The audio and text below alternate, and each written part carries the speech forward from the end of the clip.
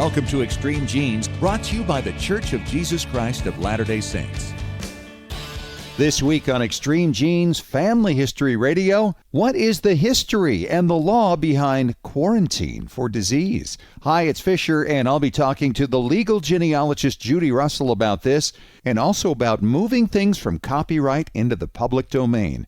It's happened 2 years in a row now after a 20-year hiatus. You'll want to hear what that might mean to you as a genealogist. That's this week on Extreme Genes Family History Radio, brought to you by FamilySearch.org. Discover, gather, connect.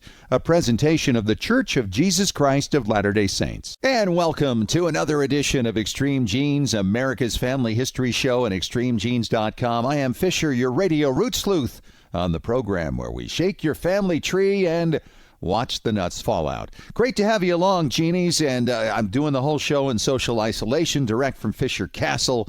And I hope you're doing okay and everybody is staying safe. We're going to talk about quarantine today, the legal side of this whole thing. We've got the legal genealogist, Judy Russell, coming on later on for a couple of segments talking about that. Also, all the new images that are coming out, all the new things that are in the public domain as a result of the change in the law recently. Smithsonian recently released 2.8 million images you can find online. We're going to talk about that as well, so that's going to be a lot of fun. Right now, it's time to head out to Boston or somewhere in that neighborhood to the home of David Allen Lambert, the chief genealogist at the New England Historic Genealogical Society and AmericanAncestors.org.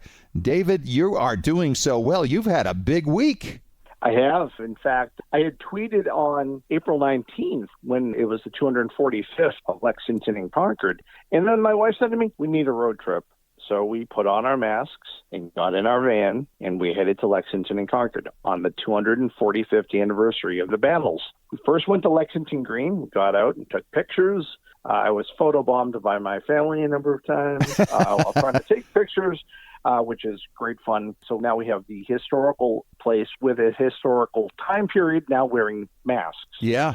You got to imagine there are not a lot of people who have had their photos taken with masks on. There were a few. I mean, not so much at Lexington Green, but when we got to Concord Bridge, there was definitely social distancing going on. A lot of people on bikes, which make these narrow old New England roads, the battle road, if you will, a little treacherous when you have bikes on both sides of the road. Sure. In two lanes of traffic. Yeah, amazing. We got to Concord Bridge, crossed over there, and it was just really special to share with my daughter the fact that our own ancestor had marched on the alarm, not made it to Lexington and Concord, obviously, but actually made it to the Battle Road and back when they surrounded Boston. Wow. So that night I went home and I was feeling a little historic. Well, not that I don't at this age anyways, but I decided to look at the local historical society page on Facebook for my town historical society. And I looked and I see a photo. I said, oh, that's the parade in 1976 for our town's 250th and also the bicentennial. And I looked and I said, who's a kid in the purple pants? Oh, it's me. And directly behind it was my grandmother, a picture I'd never seen. I remember she was sitting on a folding chair watching the parade, and right in front of me to my right, as I get my hands folded, is my cousin Dina, who was bored out of her socks. And you remember all that? I do. I was just about 7 years old when this happened, and I always thought it would be fun to see if I'm in a crowd picture somewhere, but now I know where I was in the crowd. I thought I was actually a little further down the street. But yeah, I'm going to have to scour other ones and see if there's a video and that sort of thing. So it was a lot of fun to find myself. But yeah, purple pants, I look like little Bobby Brady. Yeah.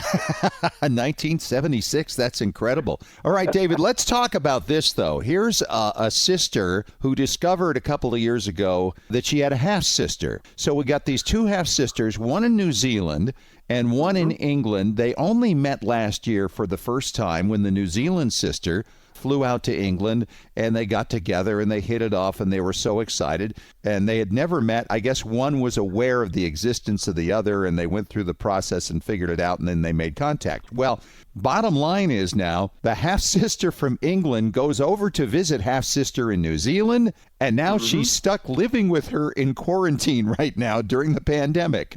It's a great story on Extreme Genes. I especially like the one where they're holding two knives at each other, which I thought to myself, I'm like, things are getting a little testy at the old family home.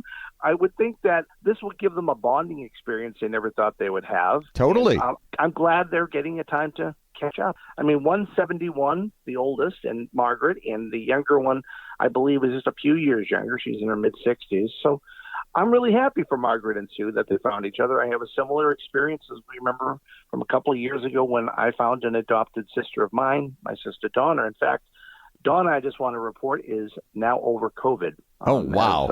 Wow. Yeah, she works as a nurse and had contracted COVID somewhere, probably at the hospital. Sure. And she is now cleared and is back to work, but she had the follow-up tests, and you just never know who you're going to find in your life.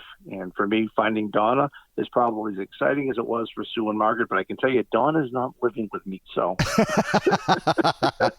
That's true. You know, Fish, that story you shared with me earlier today about the French soldier, yes, that they found his room bricked up for nearly a century. Mm-hmm. And this is, well, the Americans are going to probably read the name on the story as Second Lieutenant Hubert Guy Pierre Alphonse Rochereau, but I'm sure your no. French accent will sound Let me help you. It is Second Lieutenant Hubert Guy Pierre Alphonse Rochereau. How is that? Ah, yeah. Very good. Yes, he died in an English field hospital ambulance on the 26th of April, 1918, almost 102 years ago.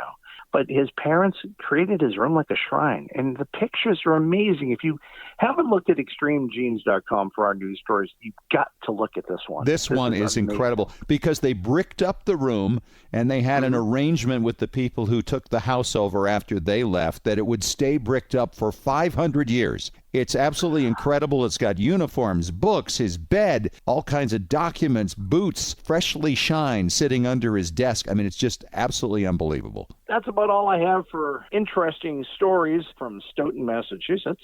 All right, David, thank you so much. And we'll talk to you a little bit later on as we come back for Ask Us Anything. Always a pleasure to have my good friend Judy Russell, the legal genealogist, come join us today. And boy, Judy, there's a lot of legal talk going on right now. And I thought it would be fun to look into what we've got going with quarantines, the legal side of that, the historical side of that, because we're sure seeing it today. We're living through history. We absolutely are. And, you know, our own history as part of this is just one little tiny piece, because we have to look back a long way to get to the start of human history and disease. Let's face it, it's been around as long as we have. It's true. It was a long time before anybody back then even figured out what caused disease to spread. But obviously, you can go back to Shakespeare's time. You can go back to ancient times. Absolutely. You know, the first one that people really started thinking about in terms of keeping people apart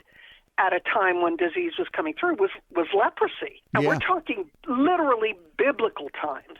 Right. The separation there. You don't have a real legal framework for it until, okay, we're still talking ancient history here, but the first kind of law that set up a quarantine was really 549, and it was the Emperor Justinian, the Byzantine emperor, because what they were having was bubonic plague. Huh. So anybody coming in from a plague area had to be separated, isolated for a period of time to try to get the influx under control. It was like they were able to actually observe the fact that if you could separate people with disease, other people wouldn't get sick, but they probably had no idea why.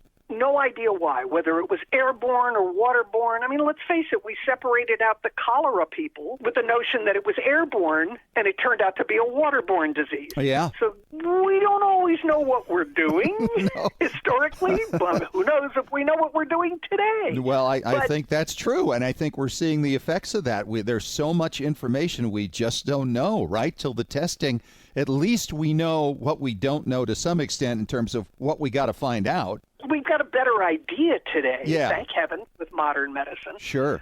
But the notion of keeping people apart and trying to keep disease from entering the community has really been around for a very, very long time. Now, the word quarantine didn't really start getting used until the time roughly of the Black Death, the big plagues of the 14th and 15th century. Sure. Venice was, of course, a city-state at that point. It was the very first formal quarantine system, and they required ships to sit outside at anchor out of the harbor for 40 days. And that's why it's called quarantine. Quarantine is Latin, it comes from the Latin for 40. Then you're saying, though, that the law came into effect in Europe at that time? Essentially, yeah. I mean, the notion that they suspected that it was coming in via ships, via the sailors, and that by keeping the ships from coming in while it could still be contagious, that it would help. So they started with the institutional quarantines back in the 1300s. You get the Duke of Milan keeping people out. I mean, he literally made people suffering from plague go outside the city until they either recovered or died. Wow. And who would be there to take care of them, right? And nobody. Oh, yeah. Fortunately, back in that time period, it was predominantly the church and the nuns. How about in North American history, going back colonially? Do we have any laws that you're aware of with quarantine periods? Almost right from the very beginning. You look at Massachusetts, for example, 1647. There was the first ordinance set up by the city of Boston saying that arriving ships had to stop at the harbor entrance to be inspected for medical conditions. There was a smallpox epidemic in New York City in 1663.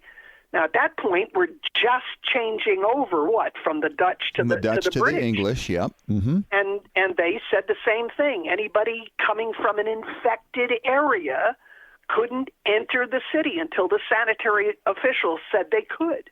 So right from the very start, as a matter of fact, probably by the early 1700s, essentially every major town and city on the eastern seaboard had a quarantine law. Isn't that interesting? And, if you go back to the period in the 16 teens, just before the Mayflower got there, of course, there were the European fishermen who came along, and they wound up infecting the Indian population there. The Native American population was decimated.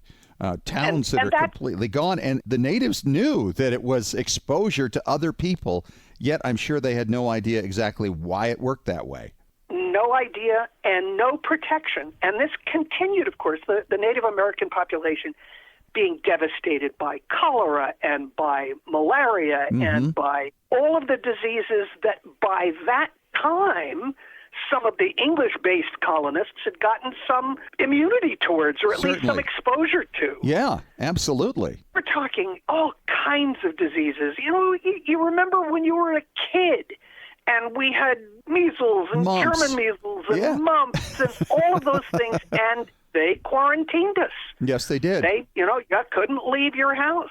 Except for people who wanted to expose their kids to something so they'd get it out of the way so they wouldn't have to deal with it later, I'm one of 7 full siblings, 8 with the half sibling, and my mother's attitude was, if one gets it, put them all together, because eventually they're all going to get it, and at least we'll get it over with. Right. It's just kind of a rite of passage.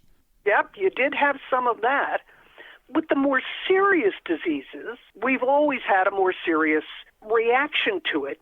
And the thing that's kind of cool for us as genealogists is when you find that either directly recorded, because there's an actual record of a quarantine, or you find residual evidence of the implications of it in your own family history. Yeah. My grandmother, for example, was born in Texas and at a very early age taken to what was then Oklahoma Territory and later became the state of Oklahoma. And her father, my great-grandfather, was a successful bidder in the big pasture opening there in Oklahoma. The homestead law type stuff, so he had to set up the homestead and do improvements, and you couldn't leave the homestead without a good excuse. Well, the documents where he proved up that homestead said they had only been off the homestead for one period of about 6 months, and the reason was quarantine for smallpox. Oh, wow. And there you have that evidence in the land documents of the impact of a medical emergency and a quarantine And that's not even a story that got passed down through the family. That's just literally tripping across it in the records of the day. Right. You can't really look for it either, right? I mean, nobody's going to be expecting it unless you had people in a certain area in a certain time, and you might be curious about that. I had an ancestor who lived in Sweden in the 1700s. I want to say 1710. It might have been a little later than that. And they had a terrible plague go through there at the time. And this one ancestor was the only surviving child in her family. Everybody else, including her parents, were wiped out. And I just look at that, it's just like, man, that one person who survived there, because, it's such a domino effect, Judy. If you always think if you take one ancestor out hundreds of years ago, everything is different for thousands of people, No question. And this doesn't require us to go all the way back to that, but what it does make us do as genealogists is when we see things like a set of deaths all in a relatively short period, we need to start looking at why and what was going on at that time in that place. My grandmother's cousin in Lamar County, Texas, had a whole bunch of kids in the 1920s and 1930s. And when the Texas death certificates were digitized and put onto Family Search, up popped a whole series of death certificates in like a 2-year period there in Lamar County, just in this one family. Huh. And that sent me looking to the mortality records, and there was a whooping cough epidemic in that community at that time, and it literally took the last 5 children in that family were a set of triplets and a set of twins.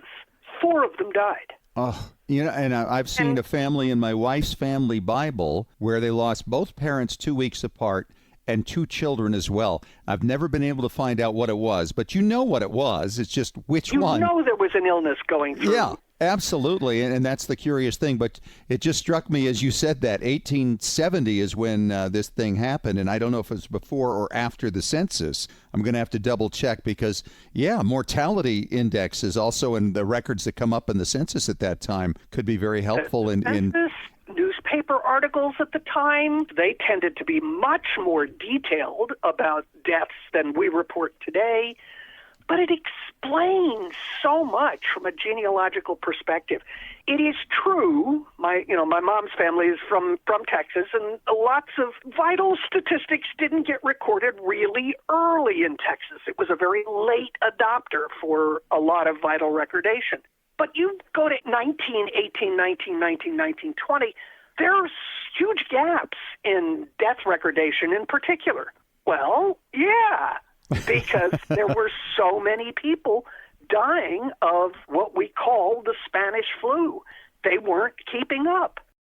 And we've been talking about quarantine today, and let's talk about happier things, Judy, and that is stuff coming out of copyright into the public domain. I know this is one of your favorite topics because I've heard you speak on this many times, but this is good stuff, especially with the news coming out of the Smithsonian. It is, and the reality is that the more things that come into the public domain, of course, it means, by definition, that we can use them, we can change them, we can modify them, we can play with them, all without being concerned about violating anybody's copyright or getting ourselves into trouble. So having things move out of the status of copyright into the status of public domain is a real game changer for researchers, for historians, for bloggers, for people who just want to send things off on the internet. Well, and you think about it because obviously public domain has been around forever, and maybe somebody's listening going, well, what are you talking about? Well, public domain movement from copyright was kind of on hold for a long time here.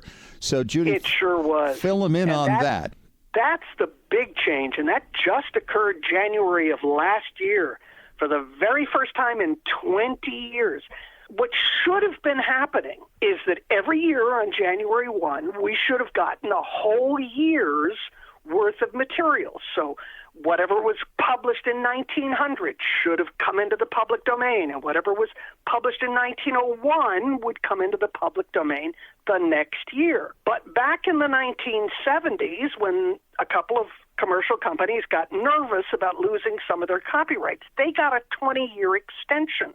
So from 1998 to 2008, 2018, not a single solitary item moved out of copyright status into the public domain. And I'm telling you, on December 31st, 2018, we were all sitting there holding our breath, watching that clock tick over, and son of a gun, it happened. There were no changes in the law. Everything published in the year 1923, which was the first year that hadn't been opened, came into the public domain. January 1, 2020, everything published in 1924. And as long as nobody gets their knickers in a twist in Congress and does anything to change it, then January 1, 2021, we get all of 1925. That whole law really had to revolve around Mickey Mouse. It seems to me it was... Anybody who had a commercial interest in a copyright, I think at this point, even the Disney company is kind of a little bit easier with the notion of Steamboat Willie falling into the public domain. Sure.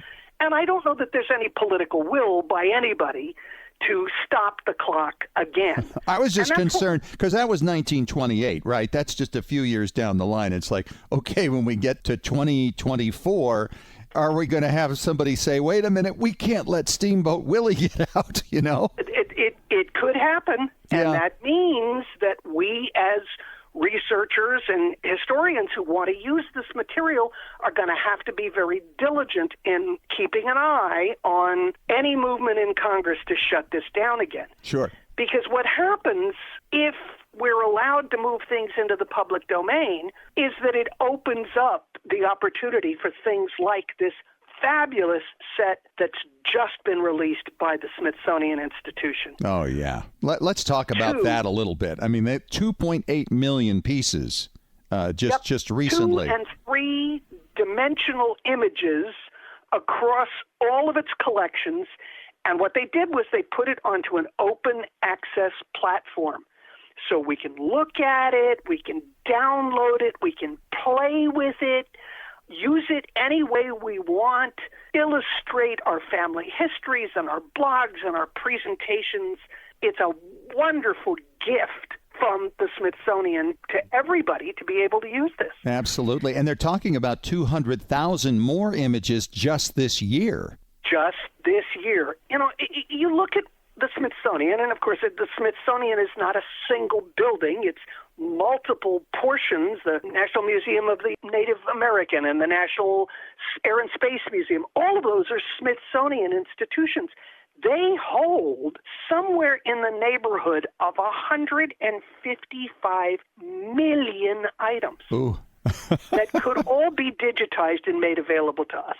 Artifacts and data sets and specimens and models of all kinds of neat things.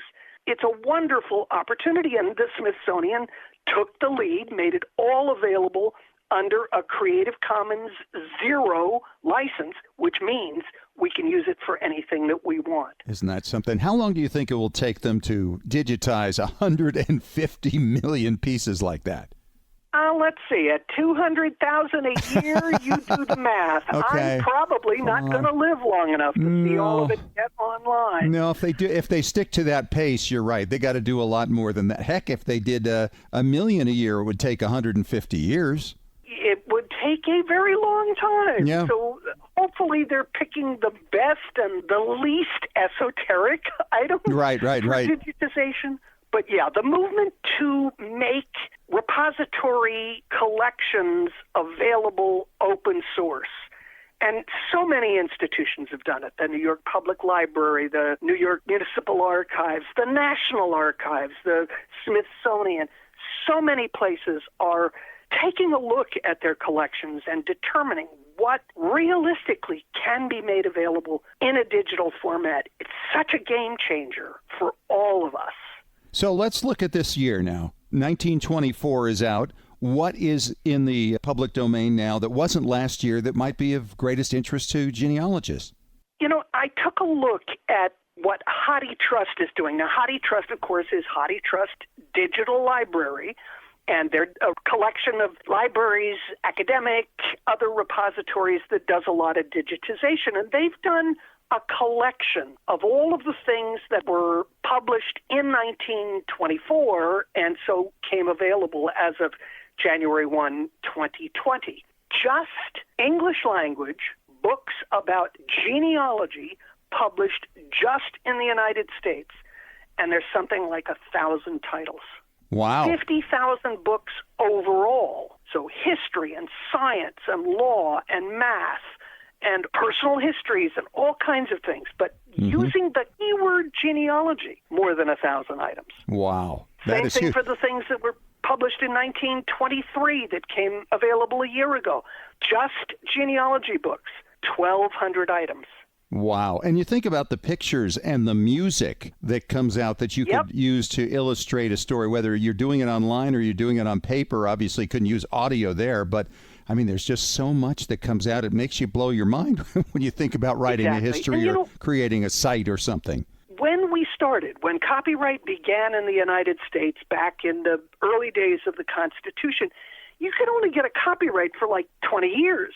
Right. And here we've got things today, the copyright law says that anything that you write or that I write, even our estate is going to hold the copyright for 70 years after our death. So copyright lasts a very, very, very long time here in the United States. So getting anything officially, formally out of copyright is a real net plus to all of us. She's the amazing Judy Russell, the legal genealogist. Go to thelegalgenealogist.com and you can follow her blogs there. And always great to talk to you, my friend. Thanks for the insight. You got me excited now. I'm going to really go over and see what the Smithsonian's already posted there. Thanks for having me on.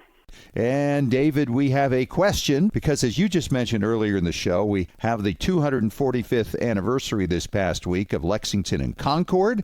And kind of in connection with that, we have a question from Missy in San Pedro, California. She said, I had an ancestor who was in the crowd when the Boston Massacre occurred. Does that make me eligible for the Daughters of the American Revolution? That's a good question. And since you're an officer in the SAR, the Sons, David, you probably have an answer for that. I do, and unfortunately, Missy, that doesn't qualify them. First off, you'd have really no way of proving that they were there, unless, of course, they were a victim. That being said, the Daughters of the American Revolution and the Sons of the American Revolution do not qualify the Boston Massacre spectators. And you don't know in the future, maybe one of the victims' descendants could quite possibly be put in for patriotic service. Sure. Now, patriotic service is a little different.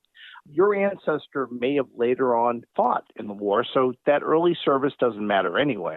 So you could go through and you can see if he's on a muster roll. There's plenty of copies of books. For instance, the Massachusetts Soldiers and Sailors in the Revolution is on archive.org. You could browse through this alphabetical book, images for free. You could also search it on ancestry.com. The other thing is that if they had patriotic service, what that means, Fish, is that you did something for the cause.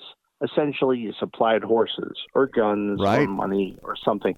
But you need to find a primary source that actually indicates it. So like a receipt or something that they were serving as a town officer or something of that nature at the time of 1775 to 1783.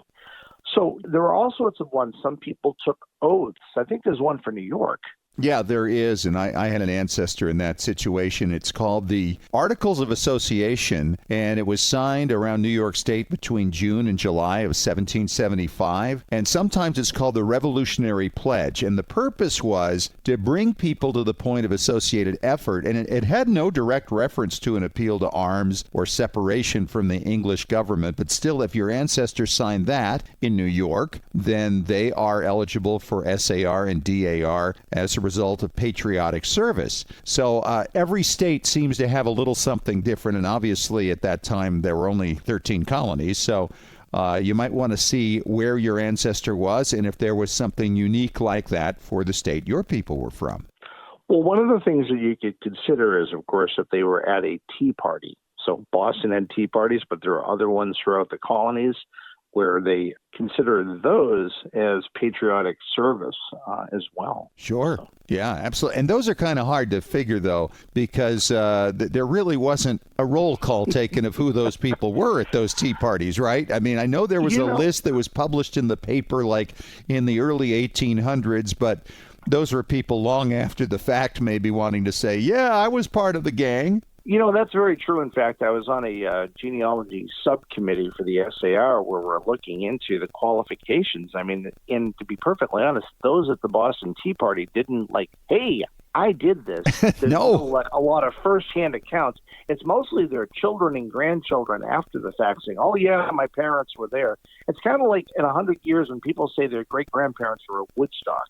Yes, exactly right. Yes. I actually had a school teacher who was at Woodstock and came back to school that fall talking all about it. We thought he was the coolest teacher in the world. All right. That was a great question, Missy. Thank you so much for that, and hope that helps a little bit, helps others figure out if maybe they have some ancestors eligible for the Daughters of the American Revolution or the Sons. Our next question, Dave, is from Rick in Little Rock, Arkansas. Wants to know about school records. He says his mother graduated in 1940 from a high school.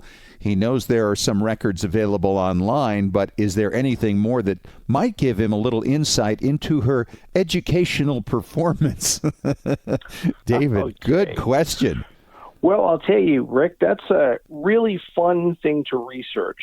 My own grandmother's report cards from 1914 were still with the guidance department of her high school. When I wrote to them about 30 years ago now, they had down in the basement in old wooden cases all the report cards. So if you ever wanted to know how your mother did in biology or in math, here's your chance. Oh, wow. So they usually have these transcripts, and some school departments dump them after a certain amount of years. My own high school, unfortunately, did that a number of years back. It always goes to show it's best to act as soon as possible for records. The statute of limitations are going to vary from school district to school district. Now, the other thing is your mom in 1940 is probably in a yearbook. So there's a lot of yearbooks that are on archive.org. Besides, Ancestry.com has digitized a lot of those. I've seen a lot of friends in the genealogy community. They're lovely high school photos. Yeah.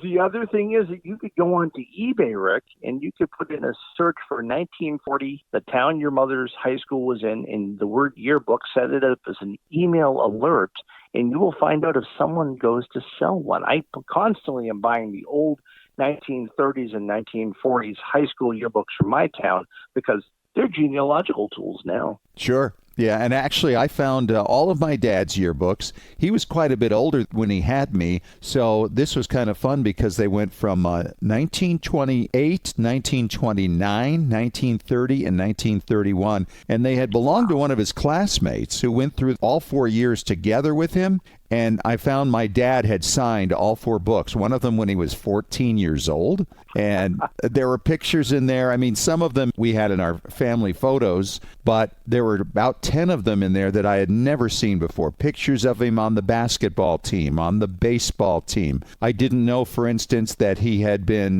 part of student government from his earliest years, and that he was also the leading salesman for magazine subscriptions and actually set the New Jersey state record and then a national record. It's like I had no idea he could sell. He was a musician. Who knew? Well, it just goes to show you the hidden treasures within a yearbook. And, of course, all the notes that are in there. Thinking of reassociating people that are descendant from the ones that wrote an inscription or put a little note in there. So it's really a fun time capsule. Yeah, it really is. It's a great way to go. It's a great pursuit for you, Rick, and good luck in that. And hopefully somewhere around where your people were, maybe they've held on to some of these records a little longer than elsewhere, because I think it's rather arbitrary when schools get rid of some of their records. Some are required by the school district to hold on to them for a certain period of time, and some of those records may last a lot longer than that time period. You never know. That's right. So send in your questions. Make sure you get aggressive and write to those people and see what they can find. You never know what's going to come up, and good luck to you there. Thanks so much for the question. And if you have a question for Ask Us Anything, all you have to do is email us at, get this, askusanything at extremegenes.com. David, thanks so much. We'll talk to you again next week. All right, my friend. Stay well. All right. Thank you, sir. And that's our show for this week. Thanks so much for joining us. Thanks once again to the legal genealogist, Judy Russell, for talking about the legalities of quarantine, some of the history of it. We'll talk to you again next week. And remember, as far as everyone knows, we're a nice, normal family. This has been Extreme Genes. Share your family story by going to FamilySearch.org.